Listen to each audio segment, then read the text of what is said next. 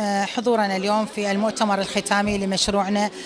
مشروعنا هو تعزيز المشاركة السياسية في محافظة واسط.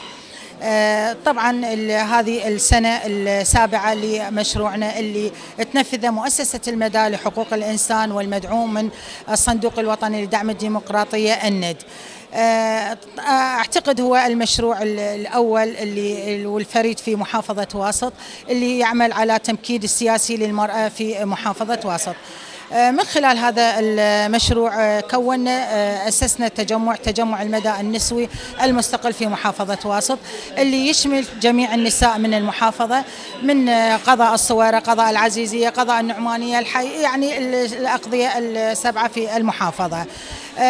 الحمد لله والشكر، سنة على سنة قاعد يكبر هذا التجمع وقاعد يعلن بالمحافظة أكثر، والحمد لله أنه المسؤولين وأعضاء مجلس النواب وأعضاء مجلس المحافظة السابقين وكل المسؤولين من التشريع ومن التنفيذي هم داعمين لهذا مشروعنا. وجود المرأة في المجال العام، وجود المرأة في القطاع العام أو الخاص يعزز المساواة الاجتماعية بين الرجل والمرأة، وهذا الوجود يجب أن يدعم من قبل المشرعين ومن قبل الدولة العراقية التي يجب أن تحتوي على فكر واضح في دعم المرأة ودعم وصولها إلى المواقع السيادية.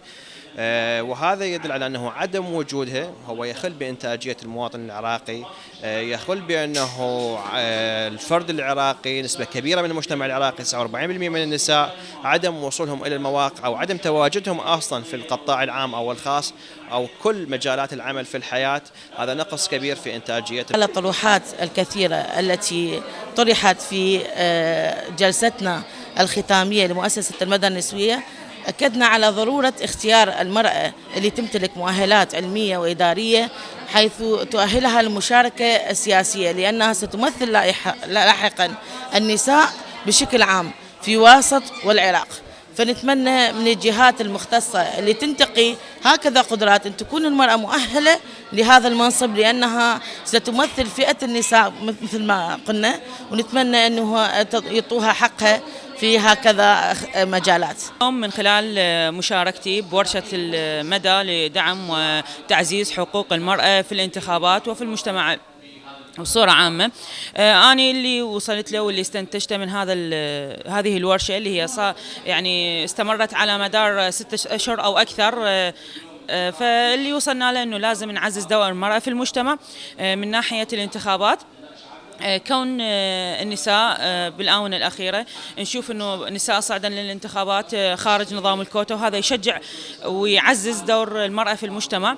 فإحنا نشوف بالآونة الأخيرة أن المجتمع بصورة عامة غلب العادات والتقاليد والوازع الديني اللي احنا موجودين به بالمجتمع، فهذا اندل على شيء، فدل على أنه احنا وصلنا مرحلة أنه حتى العادات والتقاليد وشيوخ العشائر والحوزات الدينية وغيرها أنه يدافعون عن حقوق المرأة ويشجعون المرأة على تتولى هذه المناصب.